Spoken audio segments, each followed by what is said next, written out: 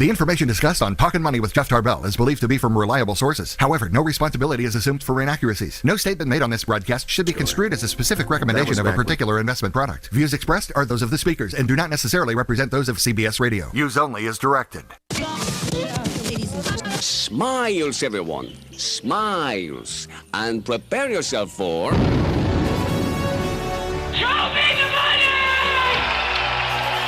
Ladies and gentlemen, the radio broadcast experience designed to keep your wallet in top condition. It's Talkin' Money with Jeff Tarbell.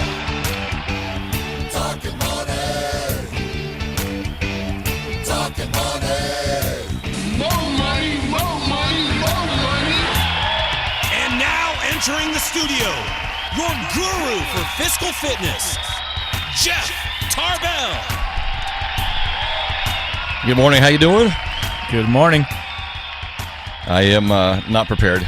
I just got a pile of... This is what happens when you wake up in the morning. I was telling John this before we started. You wake up in the morning and you kind of roll over and your bed's wet and you think, oh my God, I wet the bed again.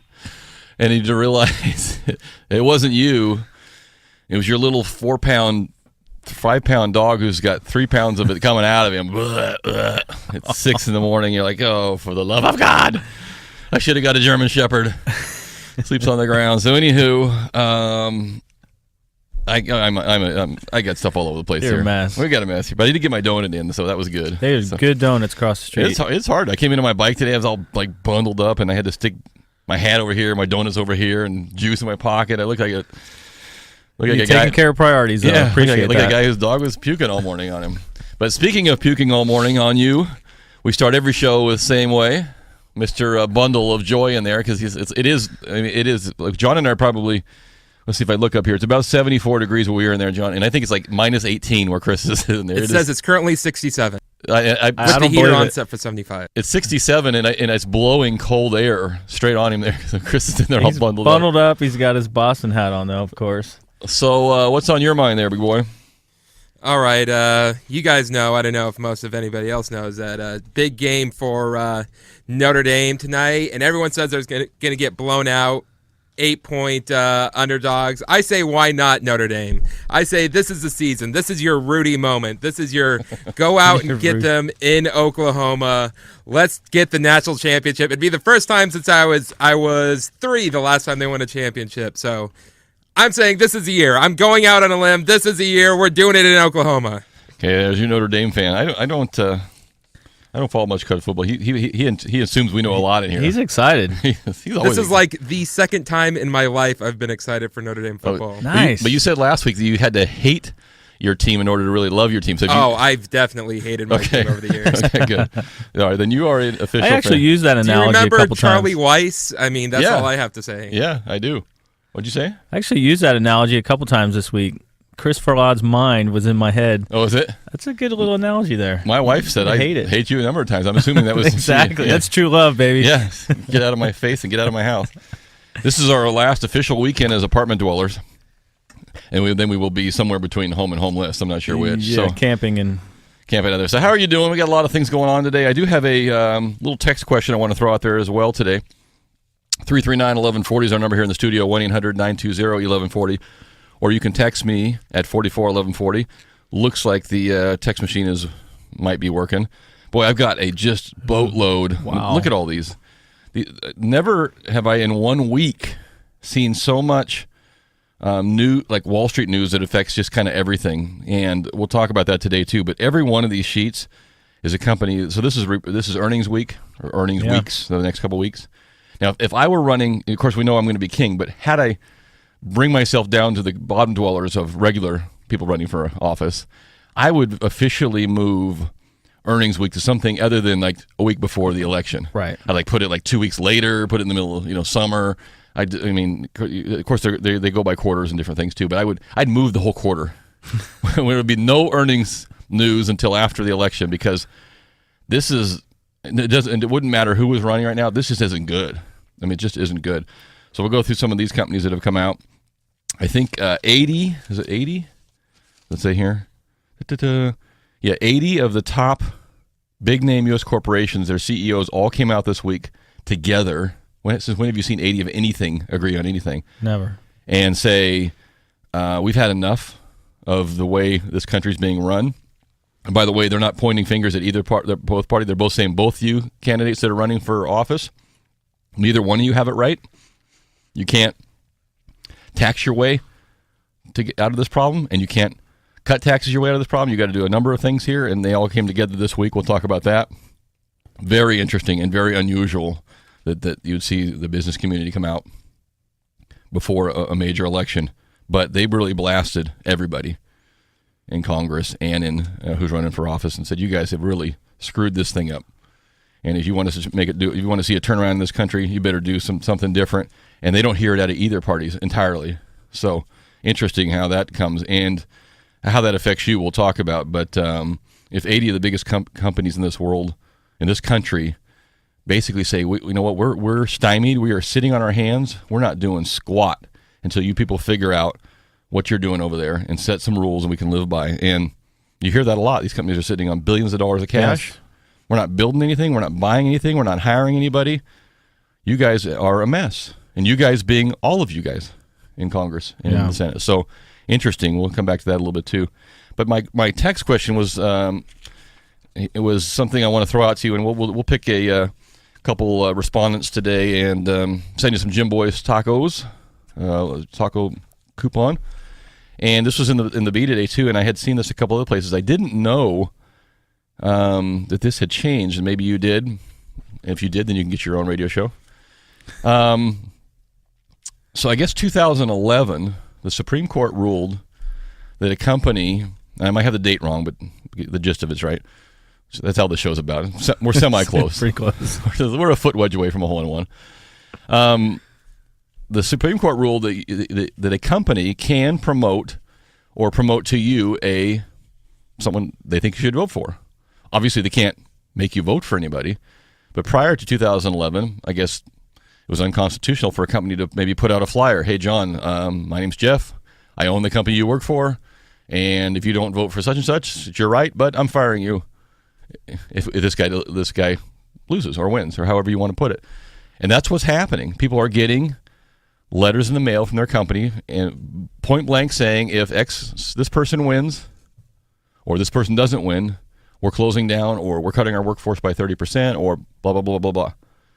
And that's never been seen before until this election. So my text question for you today at 441140, have you received or either in written form or verbal form or some sort of a influence on you, have you received some sort of a indication of how your company wants you to vote? Now, it's different than, we're all hanging out and having a few beers and John says, well, I'm voting for this guy. And I say, yeah, that's a good idea or that's not a bad idea. I'm not talking about just kind of the informality of who your office might go for, but is there somebody that your company says, hey, based on our needs as a company, if this individual wins or doesn't win, this is going to happen to us or you. So has that happened to you? And we'll go through that at 441140 today, or you can call us if you've got a specific indication what's happened. And I'd be interested to see how prevalent that is. I have probably been asked 100 times just from clients over the last month or so, who do you want to win? It hasn't been that straightforward because that's a little bit personal, but more like what's better for mortgages? What's going to help the rates go up or down or do something here or there? If who do you think would influence that the most? And that's a tough question because for the first time, I don't have a real good indication what that means because if the current administration stays in, we know what their history has been. Their history has been that they'll keep spending government money to just keep trying to get things moving along. They believe that the government can spur their way out of things, right or wrong. I still believe that. Yeah, and that's been good for mortgages. Mm-hmm. So I'd have to say personally that, quite frankly, the existing system has been good for me and our company personally.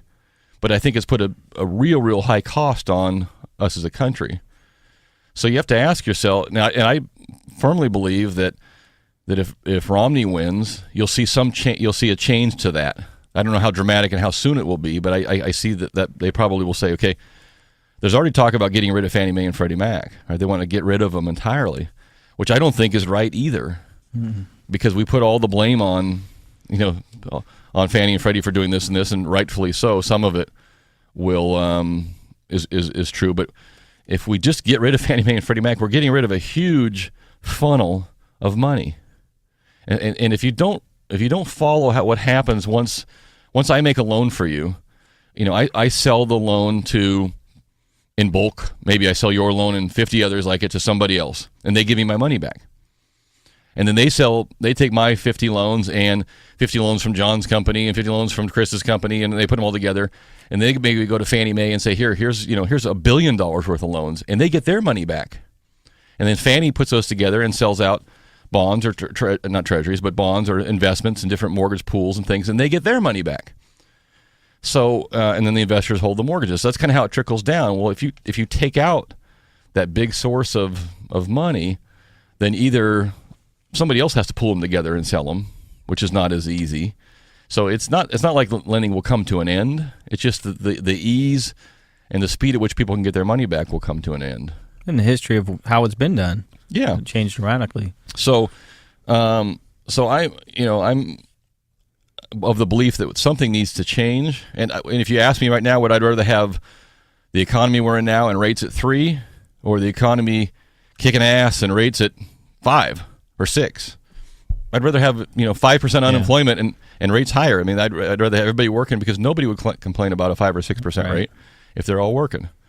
So, but people ask me, what do I think was going to be better for rates? All I know is what's not helping is the uncertainty of, what does healthcare mean? Where's that going? What's going to happen there? What's going to happen to the tax rate? Who's going to do what? The uncertainty is just, it just kills business movement. It's horrible. Kills it. So off the text line, my question out there today is, have you been directly or indirectly influenced by your company how you should vote or who you should vote for? 441140 is the text number. My girlfriend will leave me if I vote for Obama. Well, that's a direct or indirect influence, but I was thinking more of unless you work for your girlfriend, in which case, I work for my wife. There's no question. That's the boss, and some other company pays me a little bit of money. And so that's certainly an option, but if you do respond at 441140, if I've been influenced. Also, give me not necessarily what company you work for, but what industry are you in? I work for the grocery business. I work for the mortgage business. I work for, give me some idea what you're in and doing, so we can maybe keep a little track of that, and we'll pick some people's today. We don't even have all the quiz questions lined up yet, do we? Do you have some there? We can pull something off. You want to pull one off there? Okay. Yeah. Let's do this. Our number's here, 339-1140. 1-800-920-1140. You can text us at 441140. And by the way, we do have, I don't know about you, but John and I are just about ready to, John told me the other day, dude, do not hand me another snow ski magazine. I will hit you in the head. I don't want to see anybody else skiing. I want to ski on my own. And then it started snowing. So that was the omen. Look at this magazine. He goes, get out of here. I don't want to see more magazines. Bad attitude. But we did sign a deal today with Sierra Tahoe. Very nice. Yeah, so when their season opens back up, actually we're going to go up there earlier this year and do a live show, like right in the first week or so of December, and we'll keep our fingers crossed that it keeps snowing, and we'll be giving away some ski passes here real soon. Looking forward to it. Tahoe. Yeah, that's going to be great. But today we'll have our favorites, Jim Boy's Tacos lunch combination gift certificate for if you get this question right. We can take 2 of these. We're generous people. So Halloween's coming up. Yeah, right? I understand there's a few Tuesday or Wednesday, right? Wednesday. Wednesday. Okay. Wednesday, and we're talking haunted houses, different things like that, and people really get into Halloween in numerous places. I love Halloween. Vegas, I would assume, is probably pretty popular. I've seen some scary people in Vegas. It'd be interesting. The question is, there's a place there called the Goratorium. It's a year-round haunted house. Wait a minute, Chris is shaking his head. Hold on a second here. He had a big old smile on his face, and he's shaking his head. I'm going to Vegas in February. I've been planning on that ever since it opened last month. Oh, is that right? Nice. Okay, so this is not just a 1 week gig. This is a permanent deal. Year-round haunted house. Apparently, it is pretty amazing. Okay. The question is, what was the cost to build this? Cost to construct the Cost to Goratorium? construct the Goratorium. In Vegas? Yes. So I'm guessing it's more than a bunch of hay bales and a few That's what I'm thinking. unpaid actors. That's what I'm thinking. Did they say how much? I think did they say how much it cost to get in there? Was it on the other side of the inside page? It's like flip it over. I think it said on the inside they were like $50 or $60. Do you know, Chris? Oh yeah. I think those are the VIP passes. Okay. So that's what $40. General admission $40, VIP $60 for front of line access. So $40. So this must be a fairly. I mean, it's not like you walk in, make 2 turns, and get out. It must be a fairly elaborate deal. And apparently people cry. Yeah, and apparently you could pay a couple $100 and walk it by yourself. Is that right? Yeah, and they also have a place where you could have zombie weddings. Nice. Chris is like an expert in everything. I'm telling you. Okay, so what was? I'm sorry. What was the question again? What was the cost to build the Goratorium, the year-round haunted house? Cost of construction, 339-1140. 1-800-920-1140. You can text us at 441140 if you want. So we got 2 things going on. We got the cost to construct the Goratorium in Vegas. We also have our ongoing text question for the show. Have your company asked you or insinuated or sent you a mailer on who you should vote for? Because that is now legal to do. And if they have, what industry are you in? And we'll pick some people off that too. Take a breath. That donut really got me fired up. It's hot in here. We're going to take a quick break. We'll be right back.